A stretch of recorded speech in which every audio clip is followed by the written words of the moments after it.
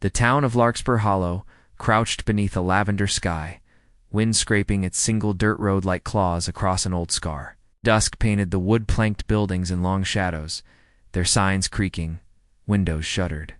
The silence wasn't peace. It was the kind that pressed on the chest, a hush with teeth. Bo Crayton's horse moved slow beneath him, hooves dull on the earth, one of them chipped. The old man didn't mind. He rode like a man who wasn't in a rush to arrive anywhere. His leg ached from the cold, and the deeper ache the one in his ribs never left anymore. His coat was frayed at the cuffs, hat rim stained from too many long rides, and the rifle slung behind him hadn't been used in years. He'd come for flour, maybe coffee if he had enough coin. What he found instead was a knot of townsfolk huddled near the church fence, all their eyes facing the same direction, but none of their mouths moving. Bo reined in his horse. The crowd wasn't loud, wasn't whispering, just watching, as if they'd gathered to see something not quite human, or worse, something that used to be. His eyes followed their line of sight. She was chained to a cottonwood tree at the edge of the clearing, beneath where the chapel's shadow bent into the dirt. The woman was barefoot, her dress torn and filthy.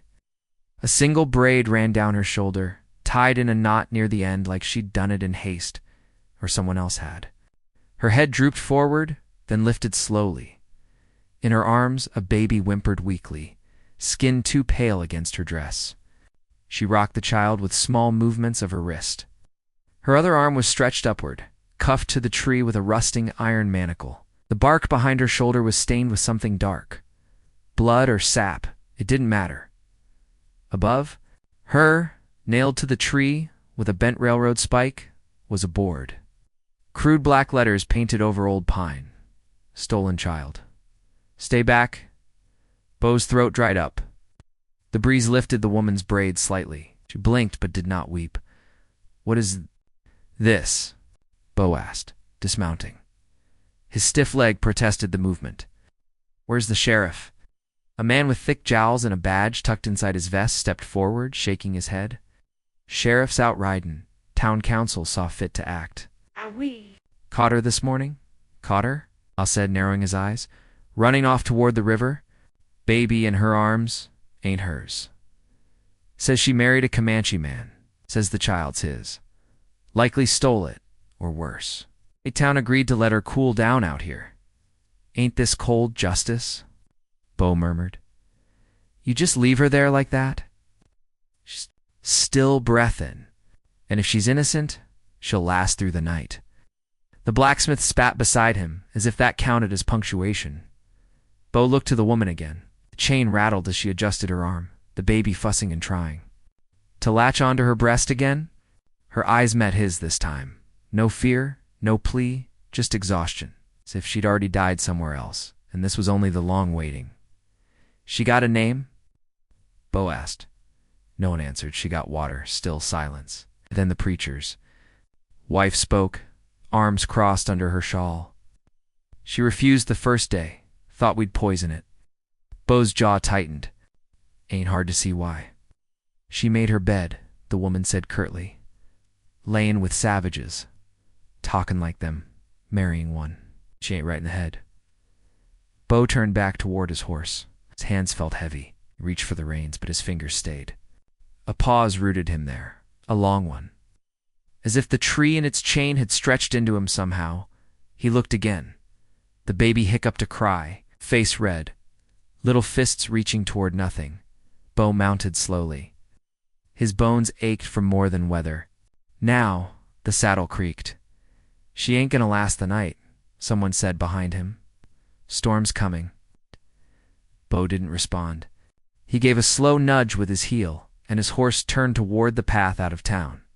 But as he rode, he did not feel himself moving forward. Something inside him had been left behind, wrapped around a tree in silence, weeping softly in the arms of a woman no one dared touch, and no matter how far he rode, he could still feel the sound of that chain.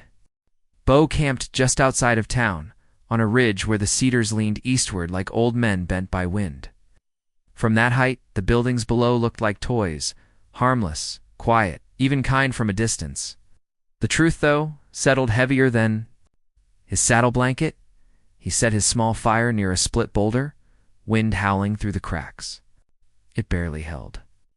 The flame flickered low, orange and shy, like it feared drawing too much attention. Bo didn't blame it.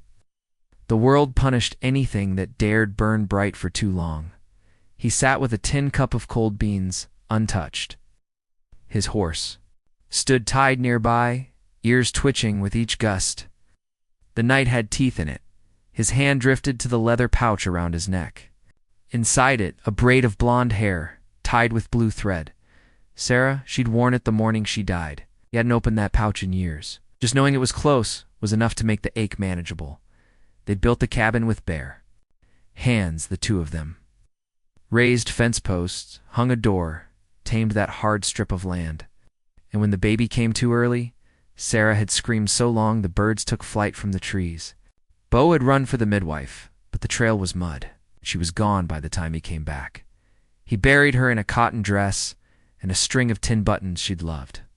Dug the grave by hand, bleeding through the frost. The child hadn't made it either. Bo hadn't touched the rocking chair since. It sat in the same corner by the hearth, wrapped in dust and silence. It's a little crib he'd carved with notches and animals. Foxes, deer, a bear cub, still sat beneath the window. Sometimes when the wind got in just right, it creaked, like something breathing. He sipped the air, not the beans. His jaw ached from old clenches. Not long after Sarah died, Nia had come.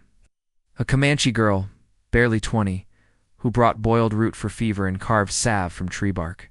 She showed him which herbs soothed pain, in which one summoned dreams. Stayed for a winter, maybe two. Helped him survive by not needing anything from him. It's just space. Respect. But the town didn't forgive kindness easily, especially not when it crossed bloodlines. They'd muttered things behind his back, called her savage to her face. Blacksmith's boy threw rocks at her once. Nia left after that, didn't say goodbye, just disappeared into the hills. Bo had said nothing, even then. That was his way. Keep quiet, keep breathing, stay. Alone, down in town, the wind shifted again. The cottonwood tree creaked. Bo squinted through the dark. A faint glow of lantern light flickered near the chapel. Most windows were dark. The woman still sat there, chained, the baby tucked close. Her body moved in a slow rhythm, not rocking, but humming a lullaby, faint and broken, in a dialect that stung Bo like smoke. Half Comanche, he thought. Not fluent, but close enough. She wasn't lying. That child was born of someone the town feared more than understood. Moran. He didn't know how he knew the name. Maybe she'd whispered it to the wind. Or maybe it drifted off the baby's breath. But it felt right, she sang, even in chains. Bo closed his eyes and leaned back against the stone. He told himself he wouldn't dream, but he did. Fire, screaming, cottonwood leaves on fire. A woman yelling his name, not Sarah, not Nia, but someone else. Someone caught between them. He reached for her in the dream, but she pulled away, dragging chains behind her. The baby in her arms turned to ash in the firelight. He woke with his heart in his mouth, sweat on his collar. The fire long since gone out. The wind had shifted again, no longer cold, but warm. Like the earth was exhaling something it had buried too long. Bo stood slowly. Joints stiff, knees groaning like old barn doors. He looked back toward town.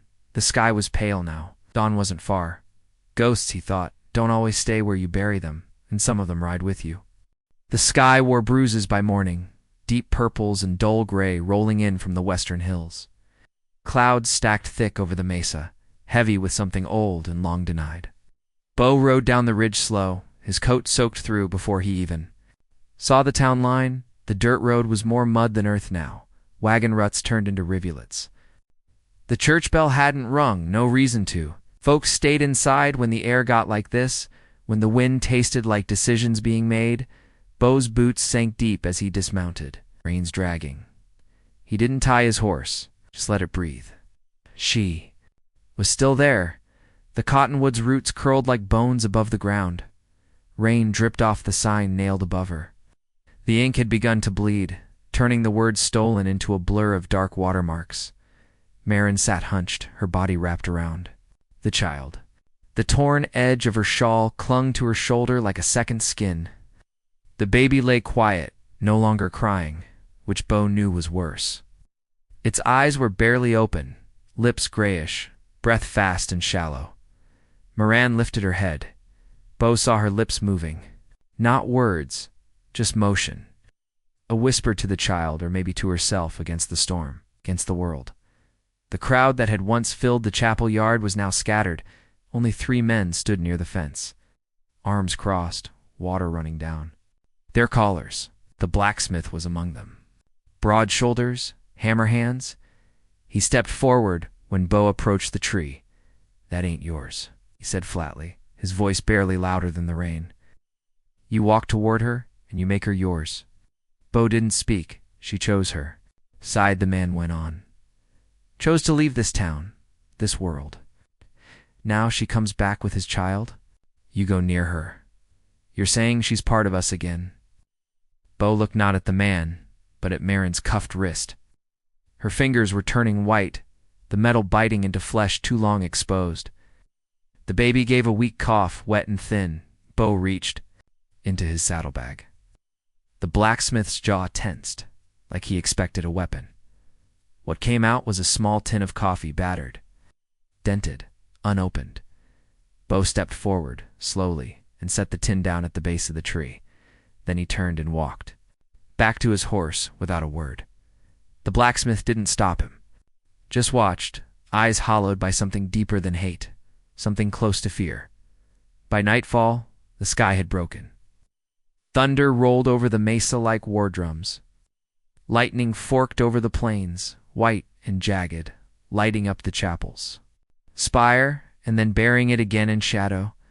Bo sat in his cabin with no fire lit, the rocking chair still unmoved, the cup of water untouched. He stood suddenly, opened the chest near the hearth, dug until his fingers closed around rusted iron. The bolt cutters were heavier than he remembered. He saddled up in the dark. The ride was hard mud up to the stirrups, branches whipping his face. His coat clung to him like grief, but he pressed on, driven by something that had no name. When he arrived, the chapel yard was empty. No eyes in the windows, no voices in the dark, just wind. She didn't move when he approached. Her head hung, braid-soaked and limp. Starved, clinging to a breast with nothing left to give, Bo knelt. The bolt cutters groaned in his grip. His hands trembled, not from fear, but memory. The chain snapped with a metallic gasp. Mayer didn't speak, just blinked, slow. The cuff slipped from her wrist and hit the earth with a quiet thud. Bo lifted the baby first, wrapping it in the inner fold of his coat, then her. She weighed less than sorrow. He mounted with both cradled to him, and turned the horse toward the trees. No one saw, no one stopped him, no one offered thanks. Only the wind spoke, and it said nothing. The trail to his cabin was silent, save for hooves in wet dirt and the shallow breath of a child who didn't yet know how close the world had come to ending. When Bo reached the porch, he did not look back. He carried her inside and closed the door with care, like a man sealing off a wound too raw to bleed anymore. The rain held for 2 more days after Bo brought them home. Not hard rain, but steady, the kind that soaks into everything and leaves the world smelling of cedar bark, wet ash, and old grief. Inside the cabin, it was warm but quiet. The hearth crackled low and constant, a soft anchor in the hush of wood and stone. The smell of old smoke clung to the rafters. Dust hung in the corners like forgotten memories. Nothing in that room had moved in years. Not the boots by the door, not the shawl folded on the rocker, not the carved crib under the window until now. Marin didn't speak. She nursed the child in the rocker. Her shawl draped across her shoulder and watched Bo with guarded eyes. Her every movement was careful, calculated, never letting herself soften too much, not even with the baby sleeping. She braided her hair each morning with the same precision a soldier might clean a rifle. Not for beauty, for control. Bo never asked her name. She never asked about the land, or the horses, or the empty chair with the tin buttons sewn into the cushion. Silence was safer. Silence made no promises. Bo fixed the front fence on the third morning.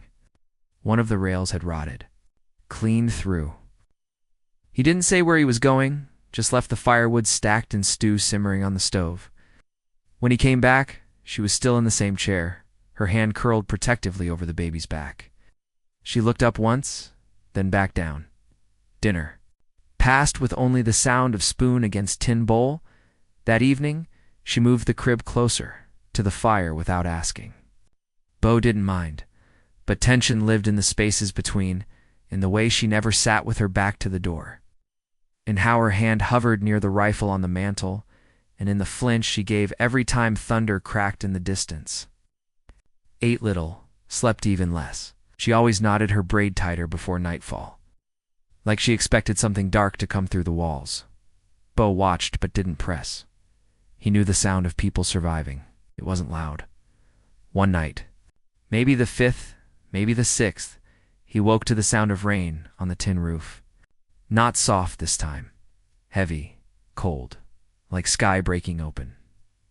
He stepped outside without boots, just shirt sleeves and quiet steps. She stood at the edge of the porch, barefoot, arms folded, hair soaked down her back. Her braid had come undone in the rain. She didn't flinch when he opened the door, didn't look at him either. Bo leaned against the frame. Waited, she spoke softly. Not to him, just into the dark.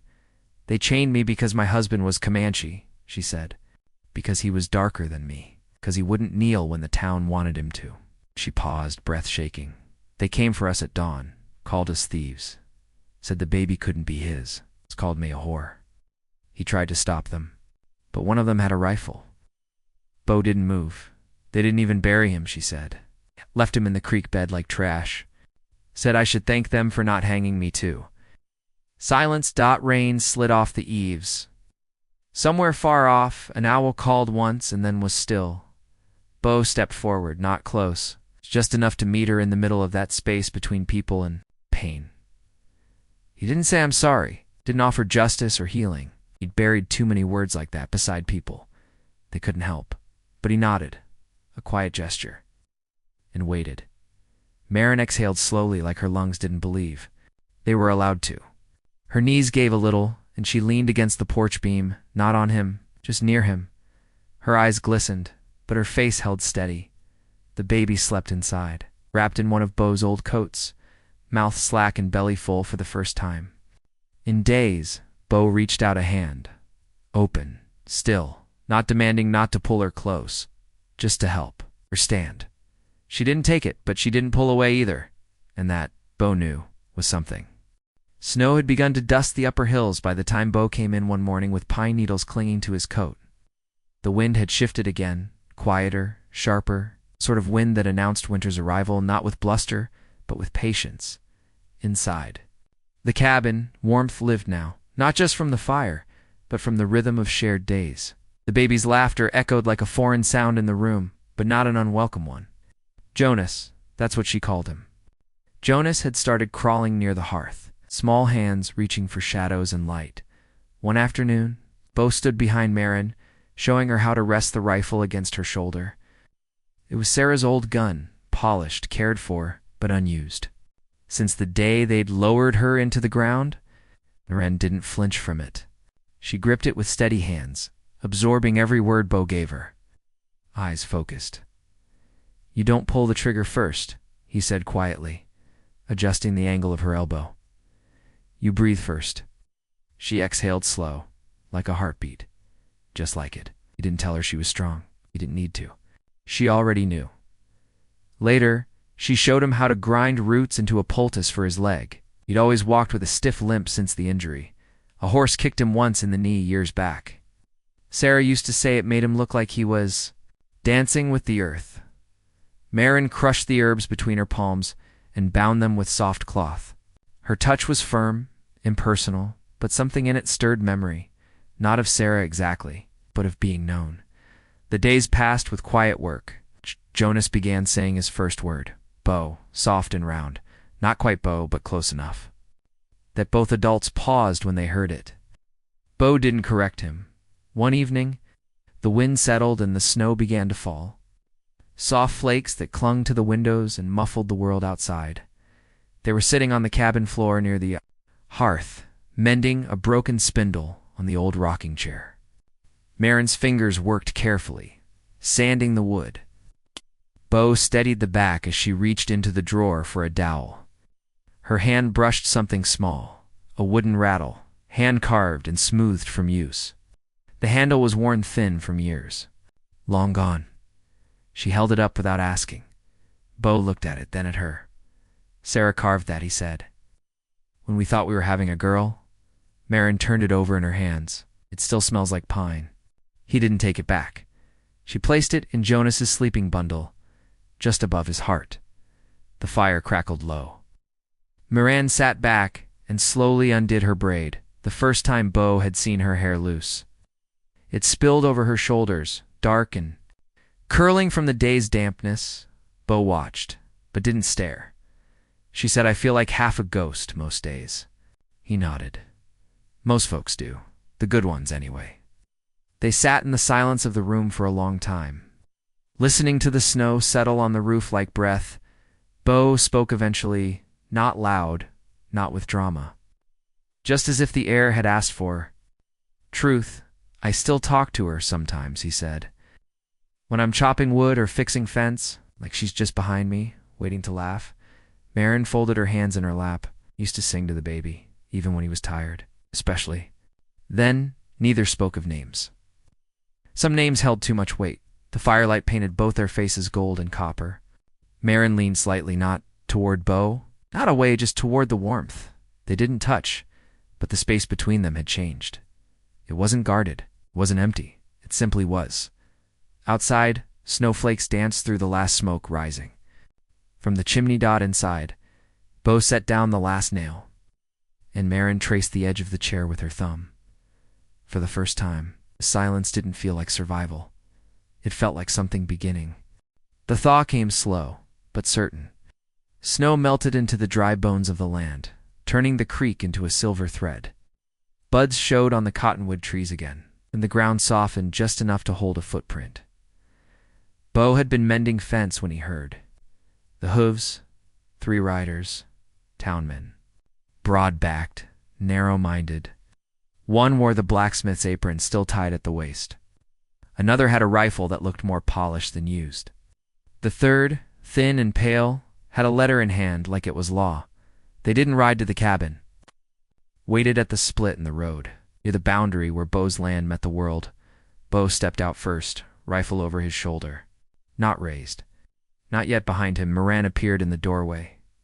No longer hidden, no longer silent. Jonas clung to her hip, his tiny hand fisted in the old pine wood rattle. Her braid was neatly bound, posture straight as any soldier's. Man with the paper cleared his throat. She's to be brought back. Stole a child that wasn't hers, and absconded under duress. Bo didn't speak. He stepped forward, slowly, deliberately, set his rifle down, barrel pointing to the side. Not surrender, just warning. He stood there, body square, eyes steady. "She ain't yours to take," he said. Voice dry as cracked leather. Silence stretched between them like wire pulled tight. The blacksmith looked at Marin again. But something in his face changed. Maybe. It was the child's steady gaze. Maybe the way Marin didn't shrink back. Maybe just the wrongness of it all laid bare in the light of spring. They didn't argue. They turned their horses and left, that night. Bo stayed up late sharpening tools. That didn't need sharpening.